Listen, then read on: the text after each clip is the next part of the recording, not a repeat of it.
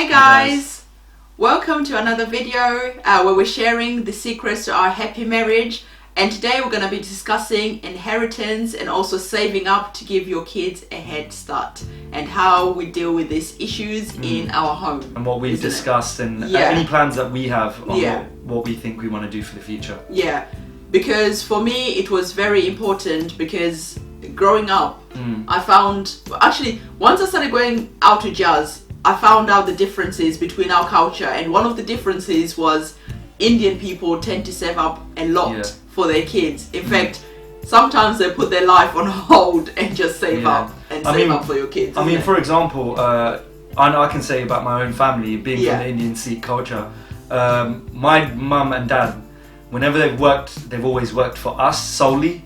They have enjoyed life because we've always been lucky. Dad's always made decent money. He's always done what made him happy and us happy, which is good.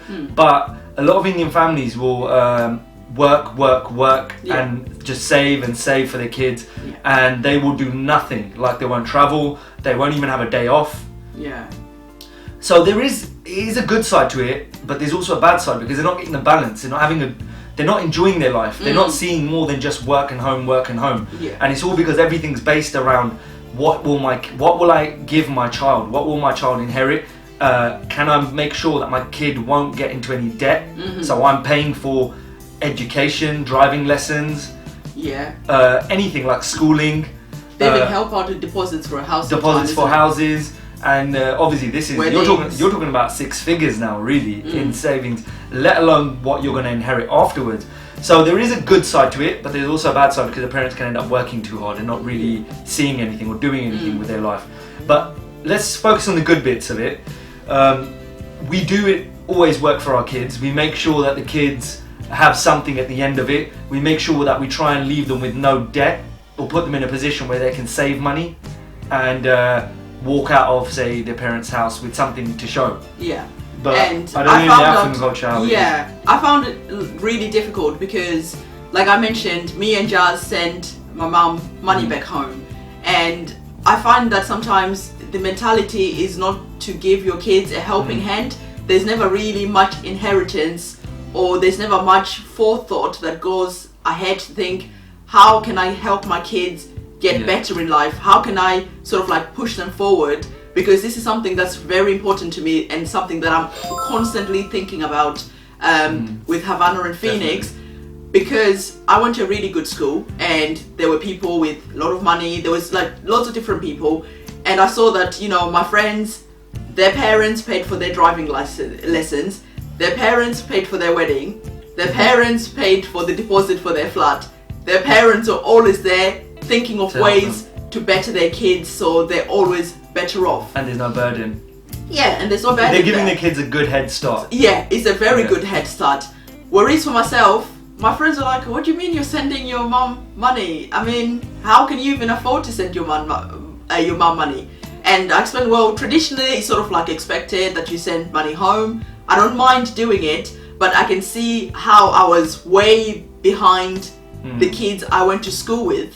I mean, luckily enough, I'm clever enough to use my head, and I'm clever enough to use what I have. So I've managed to catch up and still may have a good life. And still have a good life, or even like done better than them. But still, that stress and that and just that burden of like, where am I gonna get money for driving lessons? Do you find culturally black African people don't really save for their kids? No, I find that culturally that they don't. I mean, for the friends that I had that were like African and stuff like that, none of our parents ever paid for driving license. They were like, what? What do you mean driving license? Pay for it yourself. They never sort of like did anything like that. And I think because my parents, I mean, my father came here in the 60s. Yes. And in that time frame, he's built quite a bit. He's done quite well.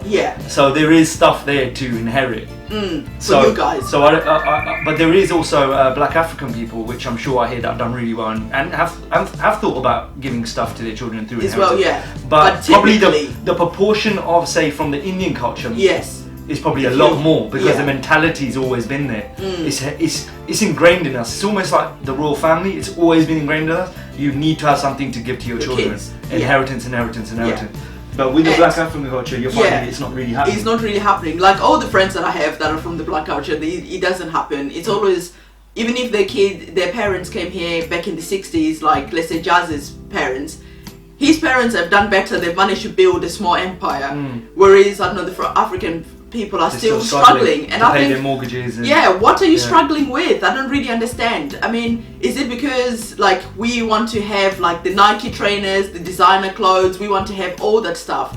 And for me, I've really thought really hard about it. I don't buy designer stuff. I don't buy anything that's so expensive that takes away a lot of money from us doing better as a family. Growing, So I said to Jazz, you know, with the kids and stuff like that, because I know of the struggles that I went through. I mean, like I said, I left home when I was 16. I remember my mum never had money to give me anyway. So sometimes I didn't have electricity. I used to live on literally pasta and ketchup because I could not afford anything because I still had to look after I never had that, so I never had to worry because I was always taken care of. We were basically wrapped in cotton wool. Yeah, you were. As Indian kids. So we never had that issue then. And it was like, you know, do I buy a bus pass or do I just have to walk for 5 miles, 6 miles, so I can buy some food or send my money back to Africa? Yeah. So this is something that I'm very, very much aware of. So I said to Jazz, you know, when the kids were born, I said to him, like, we need to have a savings account for the kids. Start putting some money away. And if it's something small like £10 a month, it doesn't sound like much, but it grows. Yeah, I mean, at least it's something. So even if you said, oh, okay, we're going to do anywhere between £10 or £50 a month. Yeah. You don't, like I said, it doesn't have to be a large amount. You're not competing with anyone. At least there's something there at the end when they're 18 or 19. That's it. You know, so that's one thing you could do is put a bit of money in an account aside. And also another thing that goes along with it, instead of birthday gifts from other family and friends, you could just say to them, look, here's their bank account details. Whenever it's their birthdays or anything like that, if you lot choose to buy gifts or do anything, how about instead of what you were going to spend on the gift, just put the money in the account? Yeah. Because what we're going to do is that money they're going to use for whether it be driving lessons, whether it be university, at least it's something, and we'll let them know that, look, that was your uncles, your aunties, that was your mum, your granddad, that was everyone's money. Yeah. That's why we didn't, but now hopefully you appreciate what's been done for you. Yeah, what we've grown for you, definitely. Because that's what we always say, like, to friends, you know, instead of like buying them a toy, I mean, a toy is easily £30. Yeah. And the £30 toy, they play with it for a week or two, and it's broken, and it's broken. To one side. They don't care about it anymore. Why not just like put that money in the bank account, and that money grows over time? Yeah. So when they're 18, we can't touch the money because we've made sure that it's not for us, it's for them. When they're 18, they can draw that money, do their driving lessons or whatever it is that they want. Yeah. And then on top of it, we said, okay, we want to save for them, so we can help them with a deposit for a flat, or we can help them somehow so that they don't suffer. But that's where, like I said, we hope to build our own, like we need to make sure that we've got a property, we're paying, we have savings, so that at the end of it, just like my mum and dad, at the end of it, we can give our kids something to help them. Yes. But we would never spoil them by making them think, wait, mum and dad are going to give us a lot of money, we don't need to get educated, and we just need a normal job because we're going to get X amount of money from them. So we don't want that, because I've always been brought up to not have pocket money. I always worked hard, and if I worked hard, then dad gave me some money to say, all right, here you go, you mowed the lawn or you washed my car, here's a couple of pounds. So that's how we would do it. We'd let them do chores and we'd give them money like that. We wouldn't just give them, oh, you're guaranteed £10 a week pocket money. Exactly. I'm not doing that. No. And then, but also in regards to, we were saying as they get older, the rent situation, we were saying? That was another thing I said to Jazz, you know, when the kids get older and they have jobs and stuff like that, because obviously work ethic and saving money and being stable is very important to me. And even the kids now, Havana's 4, she has a little piggy bank. I try to teach her about money. You know, if you're spending the money, that money is gone.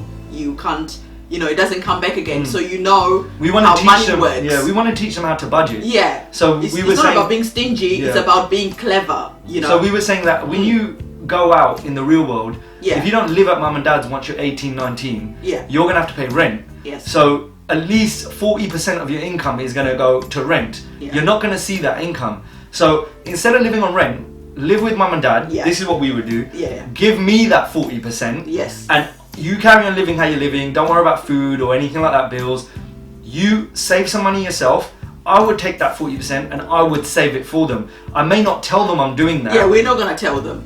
Because I want them to still save a bit themselves. Yes. But I'll say, look, pay keep. Yeah. I would save that money, but obviously they're gonna watch these videos when they get older and say we know now.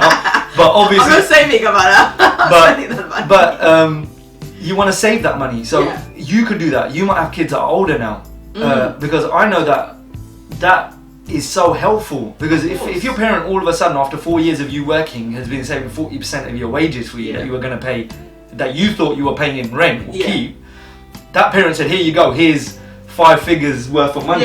You're going to say, wow, like, oh wow, and I've already saved up some money as well. Yeah. Perfect, man. I can go and actually buy a house now or a flat, like, or an apartment. This is amazing. I can do something. I can do something, or I can pay all my university debt off. Yeah. Like, wow, at least I'm not in debt now. You know, like, at least you're giving your kid a head start. You know what I mean? And that's what we would do if I was going to tell them, pay keep. Yeah. And I'll save the money. So that's a really good idea if your kids are getting to that age.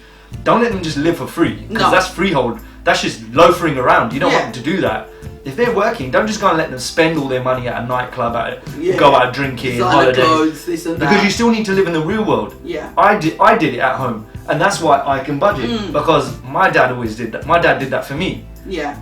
So you need to learn how to budget. Yeah. And that's how you teach them to budget. Exactly. Because you're actually telling them, look, wait a minute, you're an adult now. If you don't live at home, you'll be paying rent. So start paying keep if you're working. Yeah. If you're studying, don't worry about it. You're studying, carry on. Yeah. You know? And then that's the thing. And like teach your kids about budgeting and stuff like that. It's just very important because I feel like sometimes in the black community we're not helping our kids as much, and we're always left behind by other cultures, and it's like I want my kids to be there. You know what I mean? If other cultures are over here, I don't want my kids to be behind like this. You want them to be up there. They have to be up there. And on top of it, I'm gonna teach them clothes. And I think you probably see, like me and Jasmine in these videos, we don't have that many clothes. I don't buy clothes. You don't waste money. I don't waste money like that. I try and buy things that are gonna last. Like this shirt that I bought. This is like 10 years old. I bought this before I even met Jazz. Do you know what I mean? So it's just being clever. It's not about buying the latest fashion, buying the latest highlighter, buying all this stuff. It's just gonna go. When you have kids, or when you're planning to have kids, you gotta understand that your life's gonna change completely. Yeah. And you have to change your spending habits.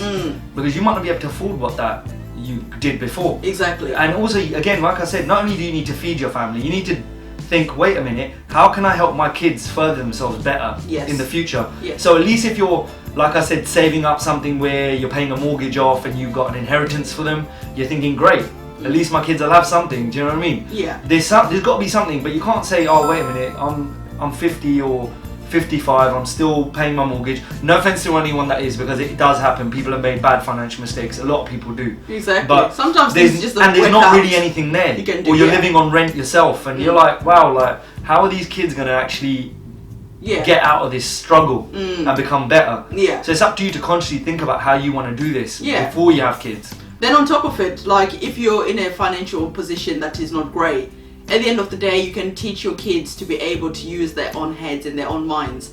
Like we said in the video about saving up for a deposit for a house, there is a lot of things that you can do. It's not about always having the leg up. It's about being able to use your mind and calculating the situation that you're in and making the best of it, like we did.